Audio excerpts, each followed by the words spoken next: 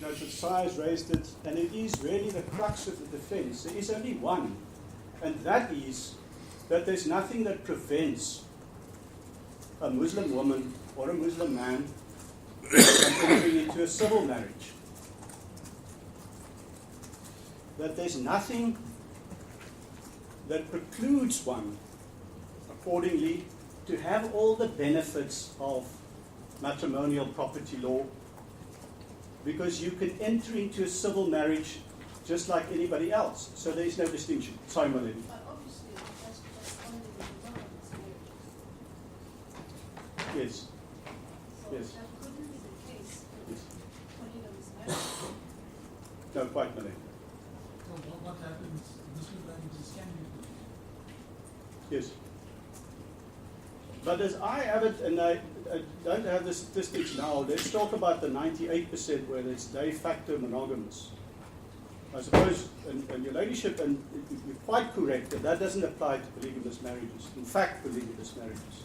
But potentially polygamous marriages, as I understand 98% of marriages are. You see, that percentage may not be right.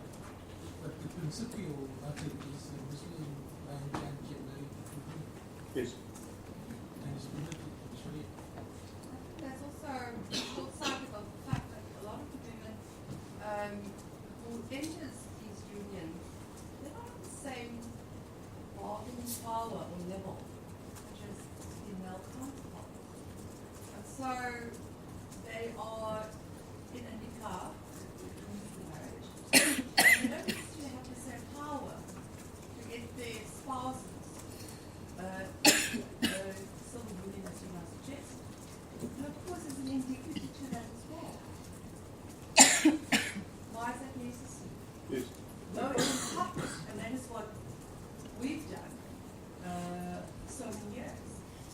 And why is there that extra onus and that absence? It's inconsequential. Why is that act completely into a religious union not even effect to whether monogamous or monogamous or polygamous? But what we yes. And in the meantime, as I understand the case, is that the natural consequences in the interim, whilst legislation is still being considered, legislation, etc., No, my lady, but there we part ways with respect. There is only one cure.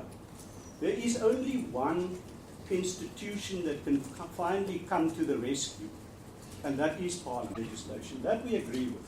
And I think we may part ways with almost said the big case, but the women's legal case, the centre case in this. So that's our second leg. And our third leg is, as your ladyship has pointed out quite correctly, but what about the interim? What will happen now between you making this order, goes to the Constitutional Court, and the legislation is finally introduced? What will happen in that interim period? And in this regard, we say that you should extend the that's the question I was going to ask, that the constitution of economic property, how would it affect the extension of the matrimonial property actually within marriages, insofar as polygamous marriages concerned, so far as whether or not it does not interfere with any religion, so far as economic property, marriage is automatically equal as well against it. Yes. Those are technical issues and issues which we deal with in our last leg. What we say, can I just maybe take one step back for 2 seconds and say that, of course, from my clients, I'm arguing for a person with a specific issue. And from her point of view, it was always de facto monogamous. Yes, So she doesn't have an interest. Make maybe applicable to others as well. Yes. But your Lordship Desai is quite correct that when in a constitutional state one doesn't look only at the applicant before you, one does look at other people as well. That has been a